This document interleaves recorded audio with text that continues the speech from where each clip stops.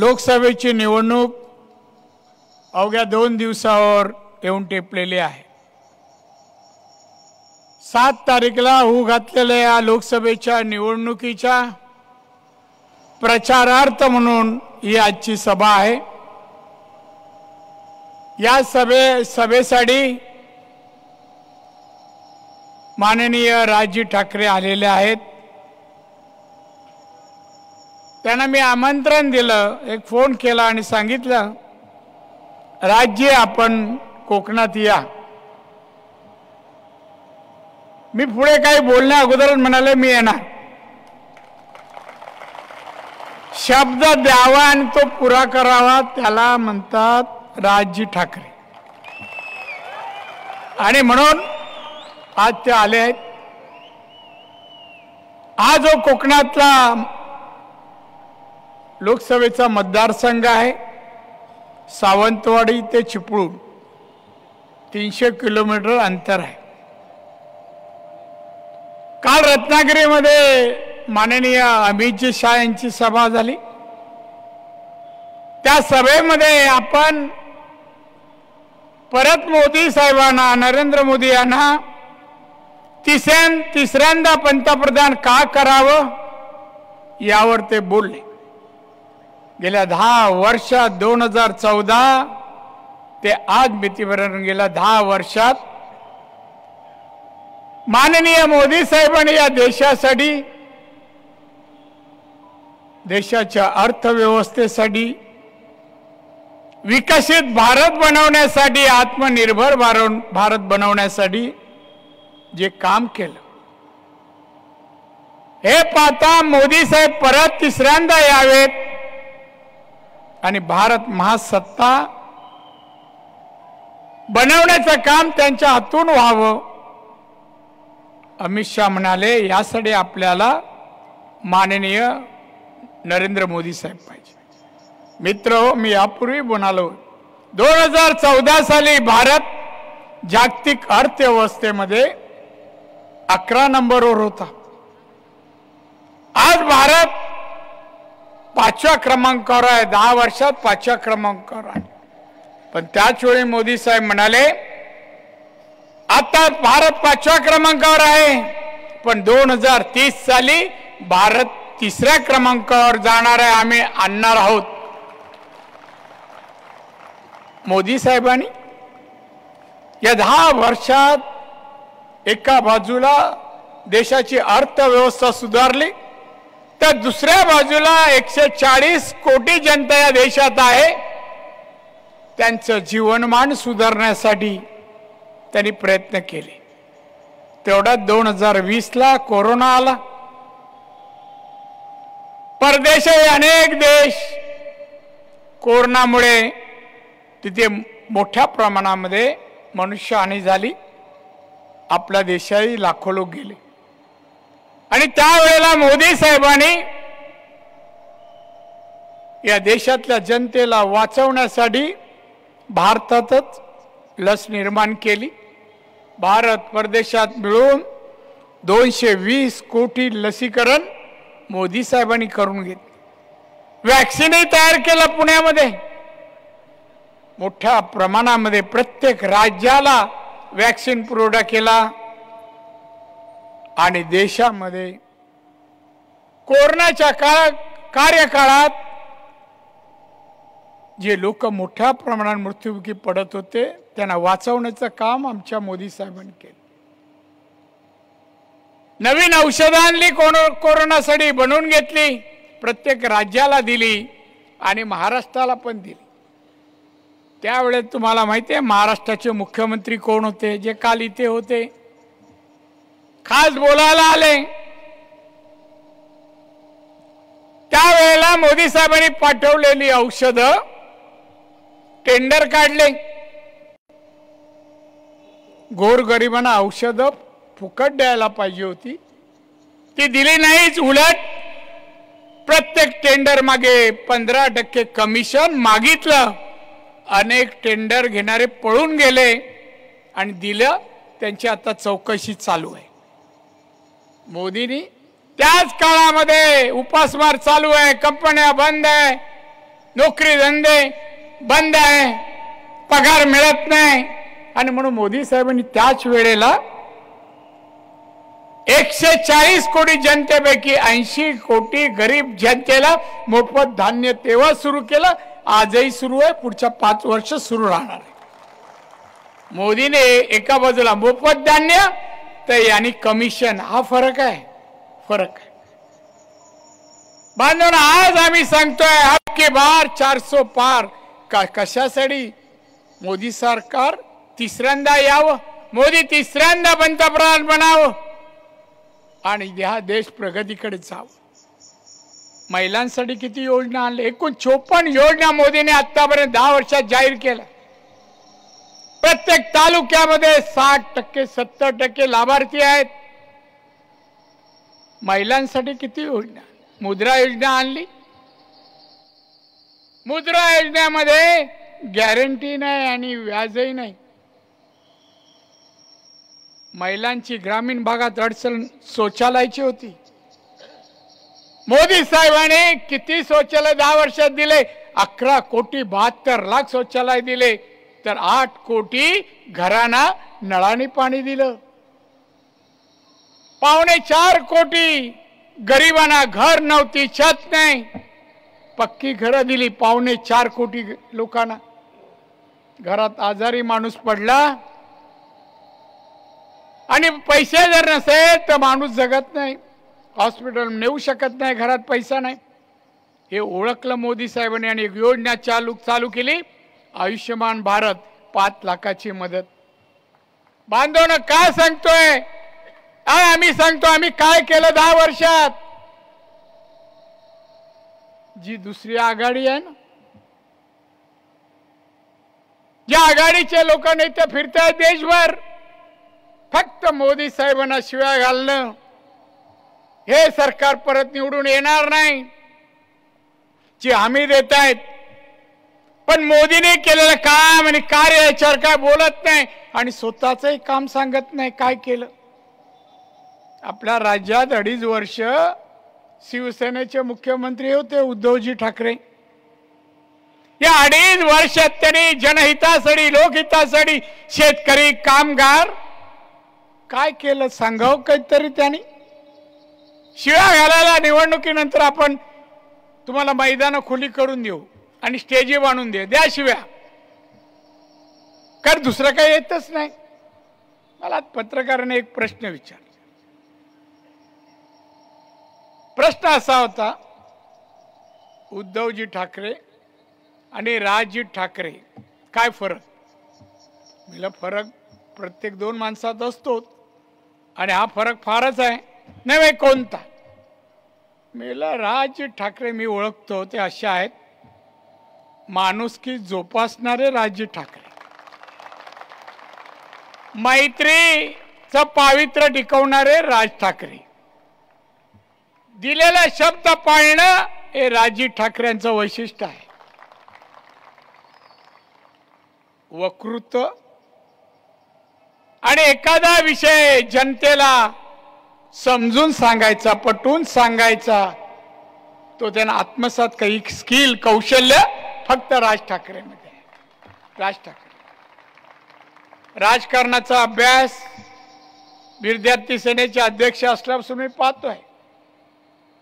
कोणताही विषय चर्चा आणा, त्या विषयाला न्याय द्यायचं काम आतापर्यंत राज ठाकरेंनी केलेलं आहे. असे आमचे राज ठाकरे. आणि आता दुसरे, यांनाही बऱ्याच वर्षापासून ओळखतो. एखादा माणूस रस्त्याने नवीन शर्ट घालून निघाला आणि यांची गाडी मागे असली, बघा नवीन शर्ट शिवलं, कुठून आणलं असेल, पैसे कुठून आणले असतील. अरे पण तुला काय दुःख होतं? ते नवीन शर्ट घातलं, अभिनंदन कर, चांगलं शर्ट आहे. विकृती असलेला माणूस म्हणजे उद्धवजी ठाकरे.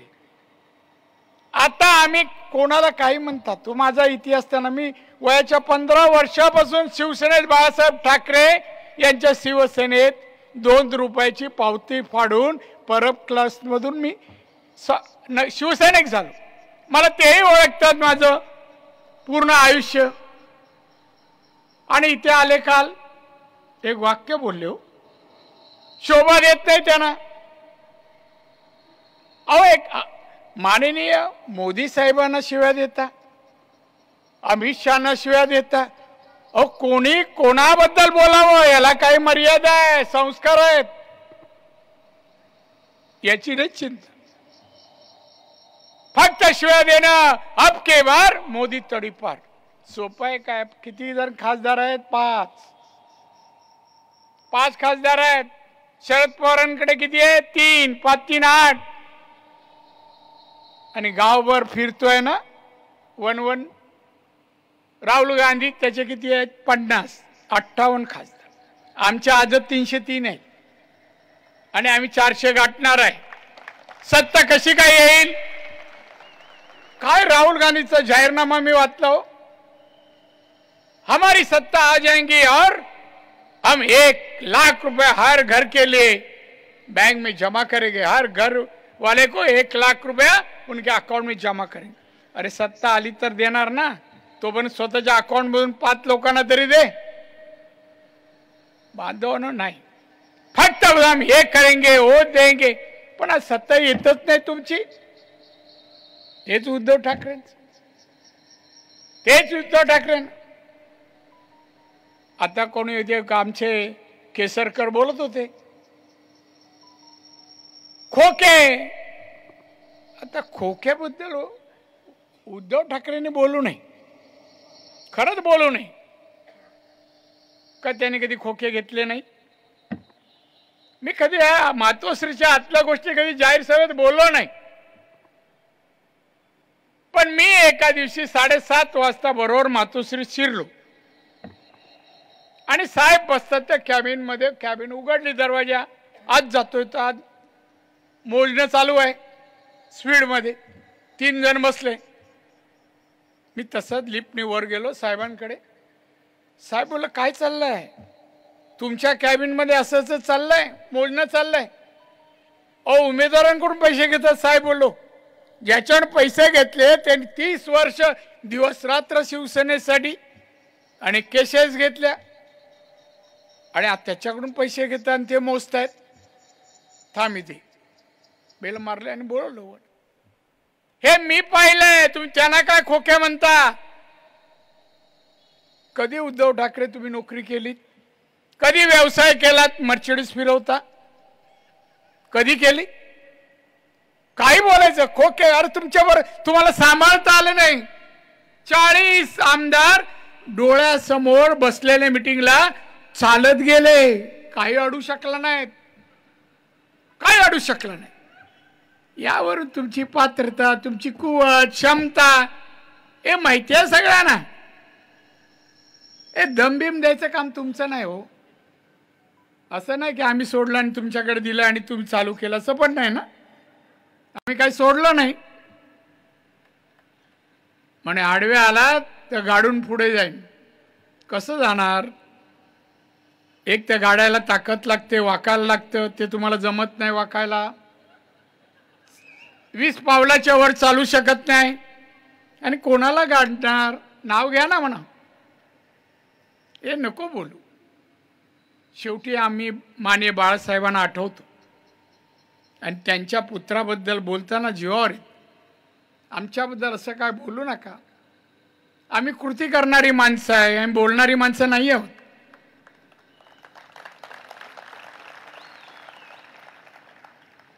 हा सिंधुदुर्ग जिल्ह्यात साहेबांनी मला पाठवलं 90 साली. नारायण जा, तिथल्या लोकांनी तुला मागणी केली, जा तिथे. गेलं साहेब मला ओळखत नाही कोण, तुला जावं लागेल. आणि आलो. 34 वर्ष आली. काय नाही सिंधुदुर्गात केलं हो तुम्हीच सांग. मला सांगायची गरज नाही. काल कोणतरी उठून सांगायला पाहिजे होतं. ही जी सगळी धरणं आहेत ना, मोठी, मध्यम आणि लघु, सगळी धरणं मी सुरू केली. पाणी टंचाई सिंधुदुर्गात नाही.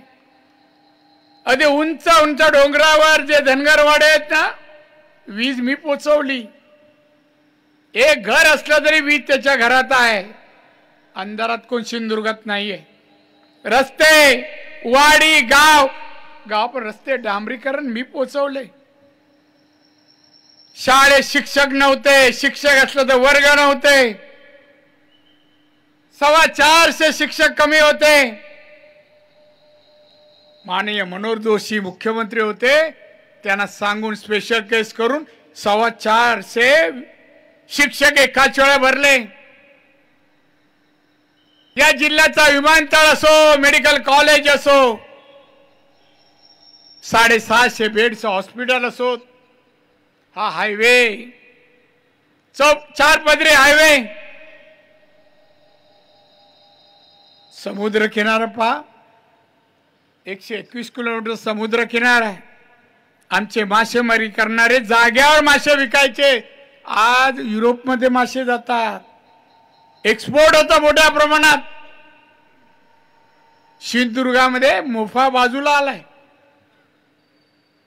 टेक्निकल सेंटर इथे ओरसला काढलं, इंजिनिअरिंग आणि फूड प्रोसेसिंग चे उद्योग इथे यावेत म्हणून त्याचं प्रशिक्षण घेण्यासाठी 200 कोटीचं प्रशिक्षण ट्रेनिंग सेंटर काढलं। दोडा मार्ग मध्ये आपण मेडिकल हॉस्पिटलला लागणारे यंत्रसामग्री बनवणारे 500 कारखाने, सिंगापूरचे एक इन्व्हेस्टर आहे पाहतोय, पाहून गेलाय।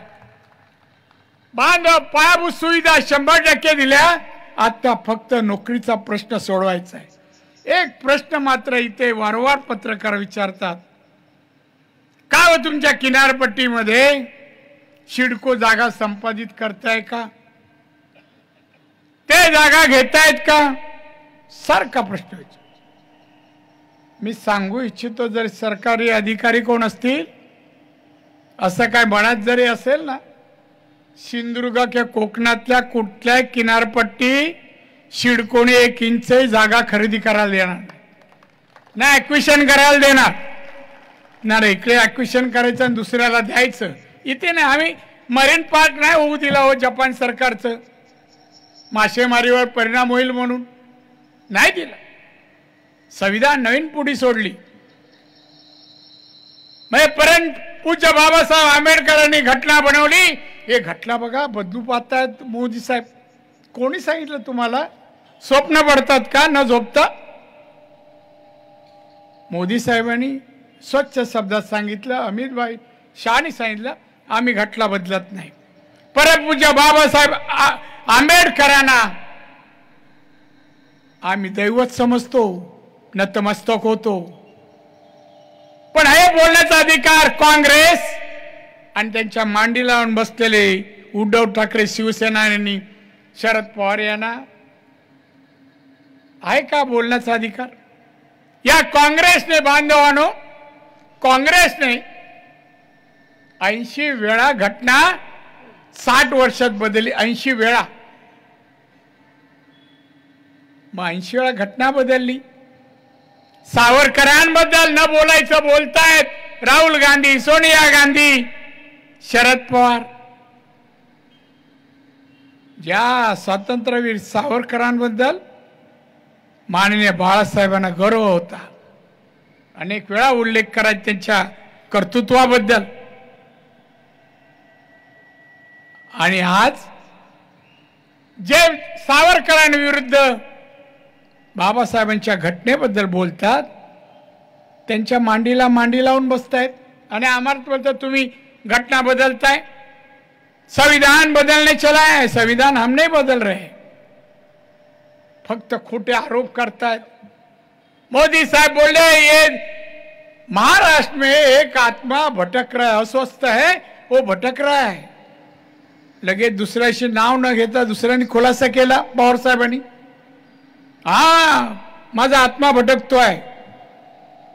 महागाईसाठी जनतेला महागाई वाढली आहे, तेव्हा जनतेची चिंता आहे, माझा आत्मा अस्वस्थ आहे।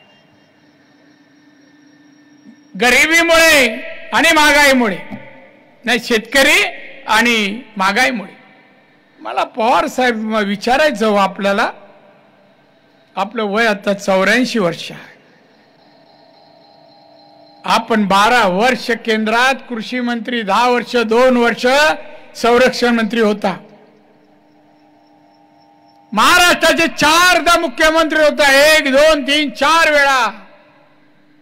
एवढे वर्ष मंत्री, केंद्रात राज्यात मुख्यमंत्री असतानाही या देशातला शेतकरी गरीब आहे, तो आर्थिक सबळ करण्यासाठी तेव्हा काही सुचलं नाही, तेव्हा अस्वस्थता आली नाही, तेव्हा गरीब दिसला नाही, महागाई तेव्हा जाणवली नाही.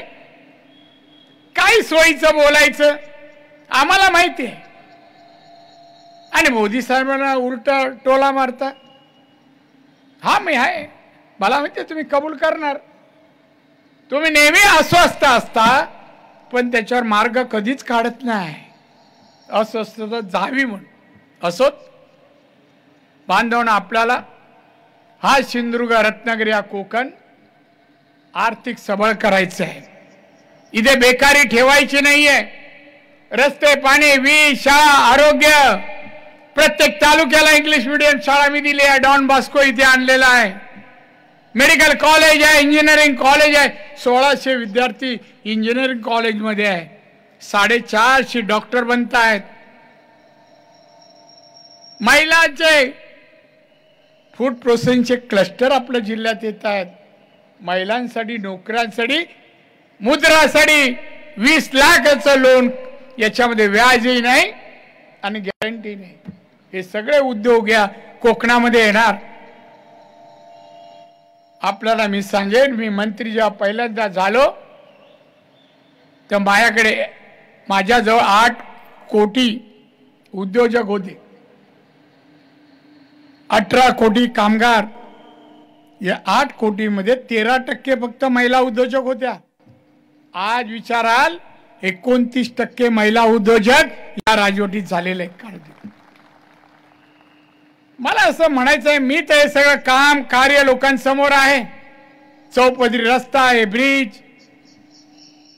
मोफा विमानतळ. काल म्हणाले मोफा मी आणला. कुठून आणलास रे? कुठल्या दुकानात मिळाला तुला? कळत नाही. अरे काय चोरेल म्हणा. कसा एअरपोर्ट मिळतो ते तर सांगा तरी झाला, पद्धत तरी सांगा. प्रफुल्ल पटेल केंद्रात मंत्री होते, त्यांच्याकडे खातं डिपार्टमेंट होतं. मी रेव्हेन्यू मिनिस्टर होतो महाराष्ट्रात. एकदा प्रफुल्ल पटेल माझ्याजवळ आले, राणेजी हे माझं गोंदियाचं काम करा ना. महसूलचं काम होतं. मी बोललो ठीक आहे, मी करतो काम, पण एक गोष्ट आहे, नवीन योजना तुमची येते, नवीन एअरपोर्ट येत आहे, सिंधुदुर्गामध्ये एक एअरपोर्ट द्या. मी तुमचं इकडे काम करतो, तुम्ही माझं काम करा. मला हात मिळाला, राणेजी डन. आणि 1 महिन्यामध्ये त्याने ऑर्डर दिली. तेव्हा हे तिकडे ॲक्विशनला अधिकारी गेले. हा इथला खासदार लुटपुंजा काय मला नाव नाही माहित, तो तिथे झेंडा घेऊन विमानतळाला जागा द्यायची नाही, शेतकऱ्यांची जागा घ्यायची नाही. मला कळलं की आंदोलन चाल. मी गेलो तिथे. पोलिसांना विचारलं काय चाललंय? ॲक्विशन आले ना अधिकारी, मग हे काय कर? नाही ते विरोध 15 माणसं आहे ना, 15 माणसाचा विरोध. मला गाडीत घाला आणि घेऊन जा.